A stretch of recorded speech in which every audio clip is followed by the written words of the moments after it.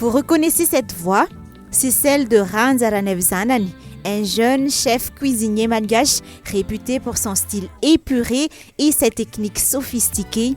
À seulement 30 ans, il s'octroie déjà un parcours impressionnant. Ranzaranev Zanani a fait ses preuves dans les cuisines des plus grands complexes hôteliers, tant à Madagascar qu'en France. Depuis 2020, le jeune chef se lance dans le bain de l'entrepreneuriat culinaire en fondant son propre service traiteur et en offrant ses prestations dans les cantines d'entreprise. Aujourd'hui, en 2024, il est largement connu des jeunes comme présentateur emblématique de l'émission Chaud Devant sur les réseaux sociaux. Je suis Ranzaranev Zanani, chef cuisinier, chef d'entreprise. Et on me connaît aussi à travers Chaud Devant. Alors j'ai commencé avec l'école Vatel. C'est là où j'ai appris la majeure partie de ma vie. Ensuite, l'école m'a donné l'opportunité de faire des expériences aussi bien locales que internationales. Donc j'ai travaillé dans de grandes entreprises locales comme le Carlton ou Nocissab, et aussi à l'étranger, en France notamment. Et voilà. Et ensuite, j'ai ouvert un restaurant en 2016 qui s'appelait L'Atelier.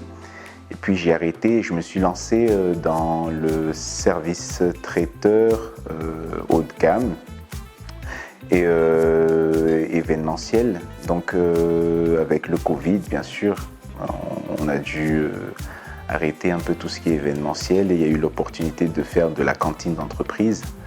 Et donc voilà, depuis 2020, je suis dans la cantine d'entreprise et aussi le traiteur événementiel.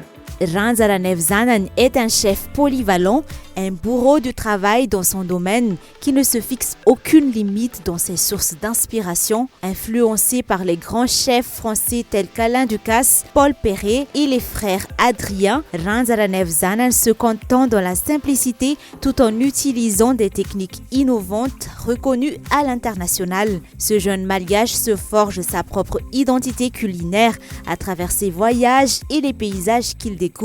Ce qui m'a fait aimer la cuisine, je pense, c'est le fait d'être ensemble, le fait de partager, d'être les repas dominicaux avec la famille, les repas de la grand-mère, les petits plats concoctés avec passion.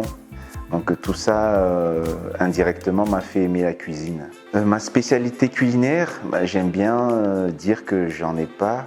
Ou bien c'est la mienne, ma cuisine. Pourquoi? Parce que se spécialiser dans une cuisine, je dirais, asiatique ou française, ce serait mettre dans une case le processus créatif. Et c'est ce que j'aime bien dire. Moi, je m'inspire de tout, que ce soit la cuisine japonaise, française, malgache, ou bien anglaise ou allemande. Je m'inspire de tout ce que je peux voir en fait. Même quand je pars à la campagne, je m'inspire de ce qui se fait et je crée ma propre identité culinaire. Un plat créé par Ranz, souvent c'est simple.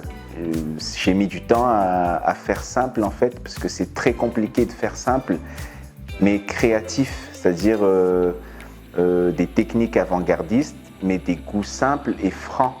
Voilà, avant, je mettais par exemple 20-30 ingrédients dans un plat. Maintenant, j'essaie de me limiter à 3-4 ingrédients et avoir un goût simple ou facile à identifier, mais avec des techniques un peu plus travaillées. Alors oui, la cuisine nécessite beaucoup de rigueur. On appelle d'ailleurs l'équipe de cuisine la brigade, puisque les premières équipes de cuisine ont été instaurées pendant la guerre. Donc c'est vraiment une brigade de cuisine attachée à l'armée. Donc c'est très militaire. Pourquoi? Parce qu'on travaille avec l'essence des personnes qui mangent. Donc on travaille avec l'émotion et on se doit de satisfaire ces personnes-là. C'est notre essence même. Donc pour ça, il faut de la discipline, il faut de la rigueur. Et j'en ai pas échappé, même dans mes premières années. c'était très très difficile, la discipline. J'ai dû travailler parfois 16 heures par jour parce que le travail n'était pas fini. Donc il fallait partir je pouvais partir que quand le travail était fini. Donc je pouvais commencer de 7 heures et finir à 23 heures du soir, 23 heures. Donc voilà, c'est après, avec la passion, je pense, la passion m'a beaucoup aidé à avoir cette discipline et cette rigueur. Oui, un cuisinier est un artiste, c'est un chimiste qui s'ignore, comme on dit. Moi, je m'inspire de tout le monde, de tout ce que je vois, comme j'ai dit tout à l'heure. Ça peut être le cuisinier du coin, ça peut être un grand chef international, comme des grands chefs locaux aussi. Je me suis inspiré de tout le monde. Mais aussi, pas que la cuisine, il y a d'autres domaines de l'art qui peuvent m'inspirer.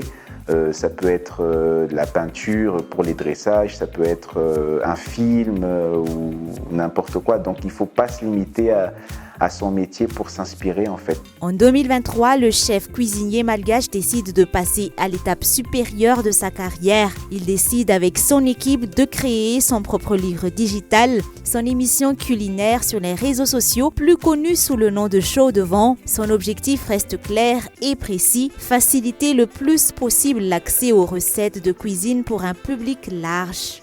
L'émission Chaud Devant a été pensée en 2018, donc on a fait nos premiers tournages en 2018. Pourquoi on l'a créé? C'est parce qu'on voulait vraiment partager l'amour de la cuisine.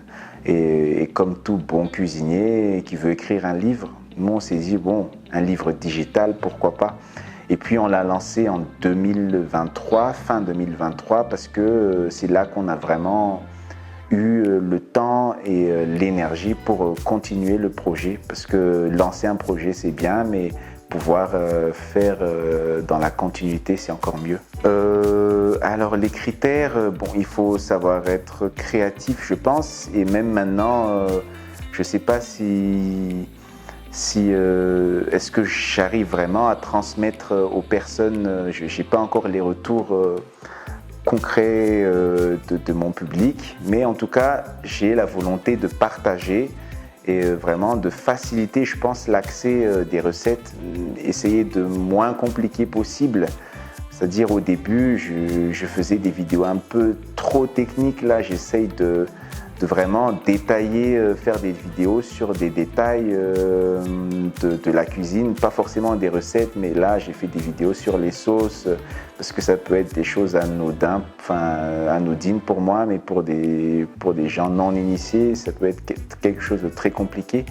Donc vraiment aller dans le détail, expliquer, vouloir informer avec le langage, comment dire, des communs, des mortels, quoi, la cuisine. Donc ça peut être une bonne astuce pour pouvoir se lancer. Alors maintenant on est à l'ère du digital, on lit beaucoup moins. Donc les livres de cuisine, je pense qu'il y en a beaucoup moins qui en achètent en ce moment. Il y a beaucoup de recettes qui se font sur TikTok. Et donc il faut qu'on suive le mouvement parce que ce mouvement-là va encore plus s'amplifier avec le temps. Et oui, c'est important. Comment justifier ça? C'est l'ère numérique, tout simplement. Donc, il faut juste suivre le mouvement. Je pense qu'il n'y a pas... ça ne se justifie plus.